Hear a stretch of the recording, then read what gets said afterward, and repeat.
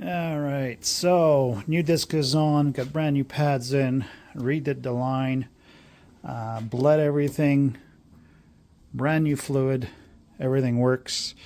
Obviously got the new line in, rerouted it. This is just some Galfer lines I had kicking around. Bought connectors for these in order to fit. Yeah, one thing, there's very little online as far as how these go together. But essentially, in order to change the disc, you have to remove the sprocket carrier, and then the whole thing will slide right out. There is this disc holder that basically is held in with a circlip here. All that can stay in place. So if you ever have to change the disc, remove the sprocket, take the sprocket off first. You can adjust your eccentric adjuster if you want to do that. Slide the whole thing off. New disc, put in new pads, obviously.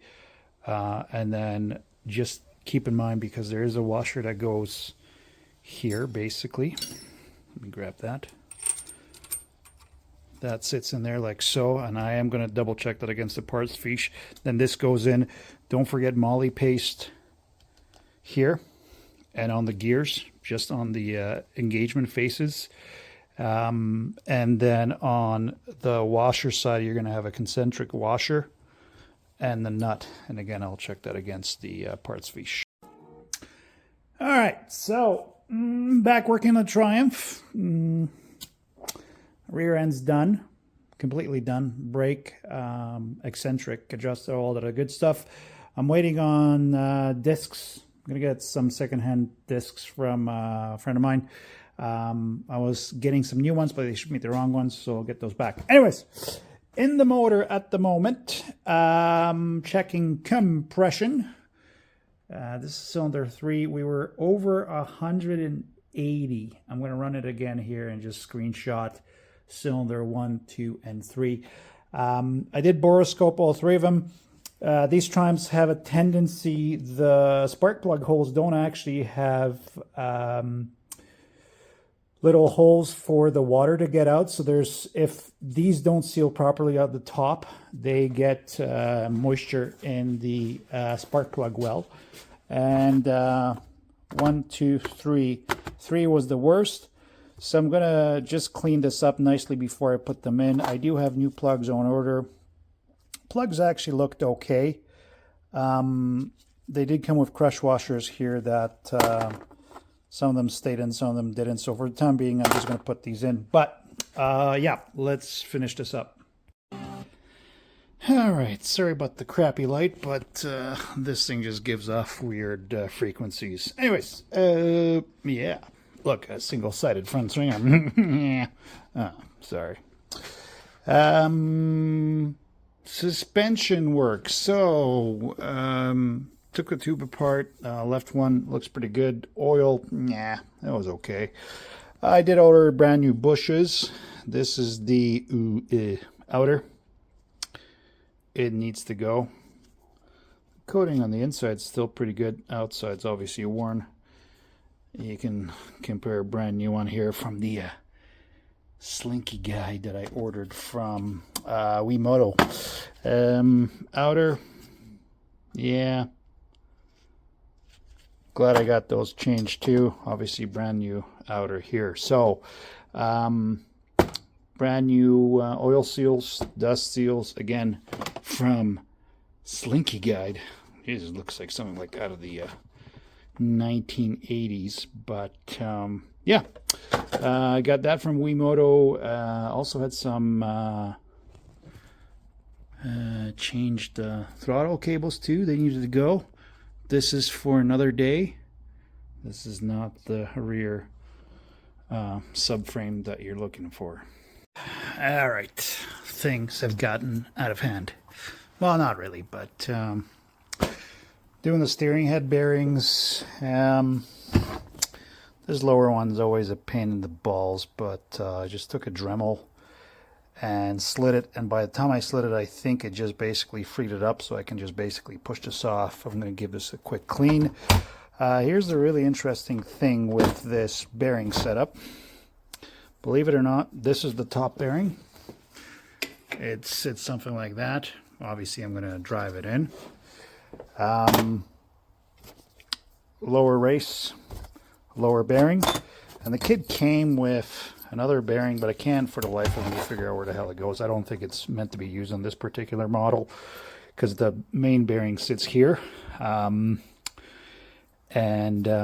so I'm probably going to have a spare bearing.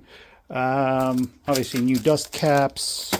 I'm going to make doubly sure that I put on the bottom one here because I often forget it. Otherwise, bleeding the second fork. First one's good to go. Just need to get all the air out, so I'm just going to let that sit overnight. All right, so more continues. I'm just waiting for my new to me rear swing arm with the rear peg hanger so I can install those for the inspection. Some Amazeballs discs have showed up from Italy. Brembos. Beautiful. The monoblocks from my 675 Daytona do fit very nicely. Just waiting for new bolts. Got brand new pads for these. I did do the fork seals, obviously. Bushings are done. 1/1/8 risers are in. Tusk bar is in. Just waiting on a few other things, but meantime, between time, we're gonna attempt to rebuild this sorry looking thing. So, go ahead and stick all this wonderful stuff in the ultrasonic cleaner. Got the bladder out. Compression valve is out.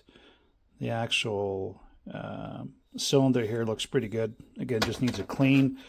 Got the collars off. This is just the cap that sits underneath the bladder here. And then obviously the spring is pretty disgusting. It's got the collar stuck in here, so I'm going to knock that out before it goes out.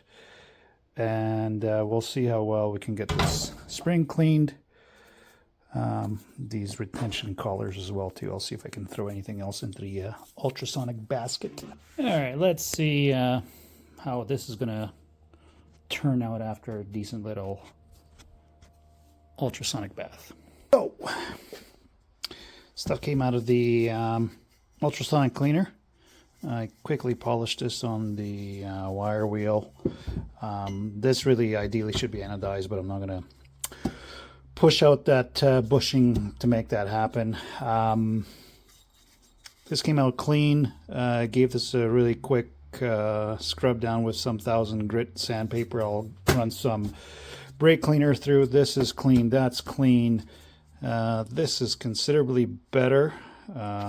I'll clean this on the inside, and I gotta just unstick this lock ring. This is good. These came out nice. This came out nice. Spring looks damn near brand new, which is awesome. The only thing I didn't put through the ultrasonic cleaner is the shim stack. I didn't take this apart. The oil wasn't too bad. I just basically put some brake cleaner through this, blue air through it, and cleaned it up. Made sure that the rebound needle is working, and it is. And actually the Heim bearing is in not too bad shape, so I'm going to actually grease it up, put the seals back in, and yeah, should be good to go. All right, so shocks fully rebuilt.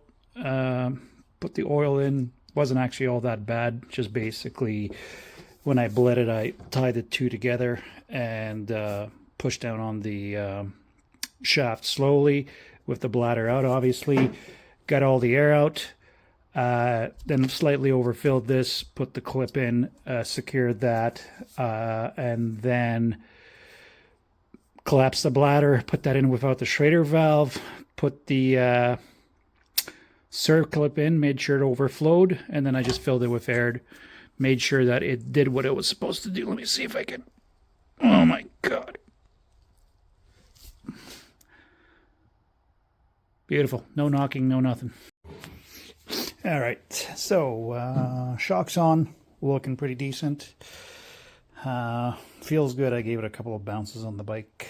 Yeah, just waiting for the subframe. I'm going to put in the new tray, secure the remote reservoir, and finish up the rear tail section.